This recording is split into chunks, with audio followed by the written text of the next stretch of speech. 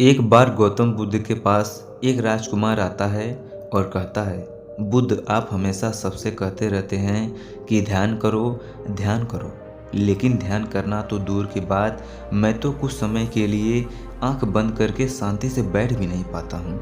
मेरा मन इतना अशांत है कि ये हर समय भटकता रहता है।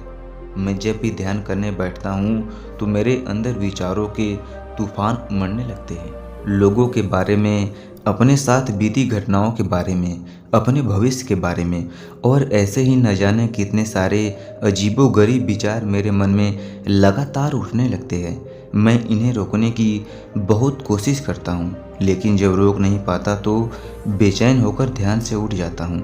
बुद्ध, आप मेरी इस समस्या का समाधान बताएं। बुद्ध ने कहा, मैं क्या समाधान बता सकता हूँ? सोचो, तुम्हारा ही मन है, लेकिन ये तुम्हें कुछ देर तक आंख बंद करके बैठने भी नहीं देता है। कितना आज़ाद कर रखा है इसे।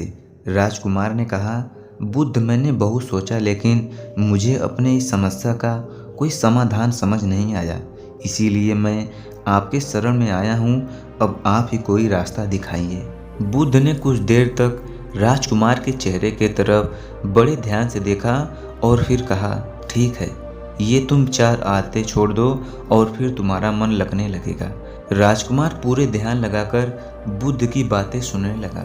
बुद्ध ने कहा, पहली आदत, दूसरों के मन को पढ़ना छोड़ दो। तुम और तुम्हारे जैसे ज़्यादातर लोग यही गलती कर रहे हैं कि वो दूसरों के मन की बातों को पढ़ने का प्रयास कर रहे हैं कि अच्छा, सामने वाला मेरे बारे में ऐसा सोच रहा है। और यही एक आदत तुम्हें सबसे ज़्यादा आसान और परेशान रख रही है। और ज़्यादातर मौक़ों पर लोग दूसरे की मन की बातों को गलत और नकारात्मक तरीके से पढ़ते हैं। जैसे कि लोग अक्सर सोचते हैं कि दूसरे लोग उनकी तरक्की से जलते हैं, उसे नीचा दिखाना चाहते हैं, उन्हें पसंद नहीं करते, उसकी मदद नहीं करना चाहते, और ऐसे ही न जाने कितने ही नकारात्मक बातें ये लोग दूसरों के प्रति अपने अंदर बैठा लेते हैं। फिर उनके बारे में ही सोचते रहते हैं, उनसे बदला लेने के तरीके सोचते रहते हैं, उन्हें नीचा दिखाने के मौके ढूंढते रहते हैं, और दूसरों के प्रति यही नकारात्मक सोच इन्हें दुखी करती है, और फिर ये लोग अशांत महसूस करते हैं। इसीलिए दूसरे लोग क्या सोचते हैं, इसका अनुमान लगाना बंद करो। दूसरे लोगों के विचारों को पढ़ना बंद करो। अगर पढ़ना ही है तो खुद के विचारों को पढ़ना शुरू करो कि तुम्हारे अंदर क्या चल रहा है। कहीं तुम नकारात्मक सोच, शिकायत या बुराई करने जैसी आदतों के शिकार तो नहीं हो रहे हो। बुद्ध ने कहा, दूसरी आदत, ये सोचना कि असफल हो गया तो लोग हंसेंगे। हंसने दो लोगों को। असफलता पर हंसना तो लोगों का धर्म है, क्योंकि अगर तुम सफल हो जाते तो यही वो लोग हैं जो तुम्हारी तारीफ करते, जो तुम्हें सम्मान देते, तुम पर गर्व करते। अगर तुम अपने सफल होने पर दूसरों से तारीफ की उम्मीद करते हो तो अपनी असफलता पर उनके हंसने से तुम्हें दुखी नहीं होना चाहिए।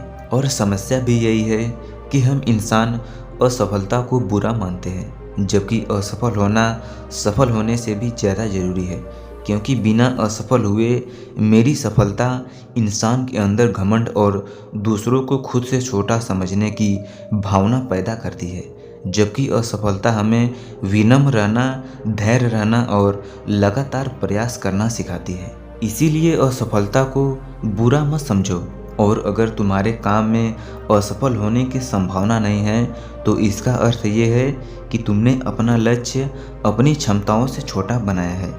और अगर लोग तुम पर हंस नहीं रहे हैं, तुम्हें ताने नहीं मार रहे हैं, तुम्हारी बुराई नहीं कर रहे हैं, तो तुम अंदर से मरे हुए हो। तुम अपनी मानसिक सीमाओं से बाहर जाकर कुछ नया करने का प्रयास नहीं कर रहे हो, क्योंकि असफल भी वही होता है जो कुछ नया करने का प्रयास करता है। और एक बात हमेशा याद रखना, अगर तुम्हारे अंदर असफल होने का साहस नहीं है तो तुम कभी भी वो बड़ा लक्ष्य हासिल नहीं कर सकते जो तुम करना चाहते हो। इसलिए असफल होने, लोगों के हंसने से डरना बंद कर दो। दोस्तों, अगर आपको भी असफलता से डर लगता है, और अगर आप भी सिर्फ इसी डर से कुछ नया करने का प्रयास नहीं कर रहे हैं कि अगर मैं फेल हो गया तो लोग क्या कहेंगे, लोग हंसेंगे मुझ पर, मेरा मजाक बनाएंगे। बुद्ध ने कहा दूसरी आदत, समय को काटना छोड़ दो। लोगों को लगता है कि वो समय को काट रहे हैं, लेकिन असल में समय हर पल उन्हें काट रहा है। लोगों के द्वारा समय को व्यर्थ कामों में बर्बाद करने का केवल एक ही कारण है, और वो ये है कि लोगों को लगता है कि उनके पास बहुत समय है, जबकि सच्चाई ये नहीं है, क्योंकि उनसे पहले वाले लोगों को भी यही लगता था कि उनके पास बहुत समय है, लेकिन उन्हें पता ही नहीं चला कि कब समय बीत गया और उनका बुलावा आ गया। और जब तक उन्हें अपनी गलती का एहसास हुआ, तब तक समय उनके हाथों से निकल चुका था। बस पश्चाताप रह गया था कि सारा जीवन व्यर्थ के कामों में बर्बाद कर दिया, और फिर वो चले गए इस दुनिया से बिना खुद को जाने, बिना इस दुनिया के सच्चाई को समझे।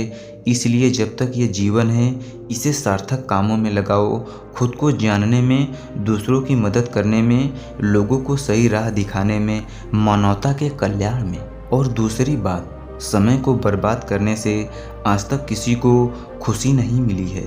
हालांकि समय काटने से तुम्हें कुछ क्षण भर की खुशी महसूस हो सकती है, लेकिन जब तक तुम्हें होश आता है और तुम देखते हो कि कितना सारा समय बर्बाद किया जा चुका है, तब तुम्हें खुद पर क्रोध आता है और तुम पश्चाताप और दुख से भर जाते हो।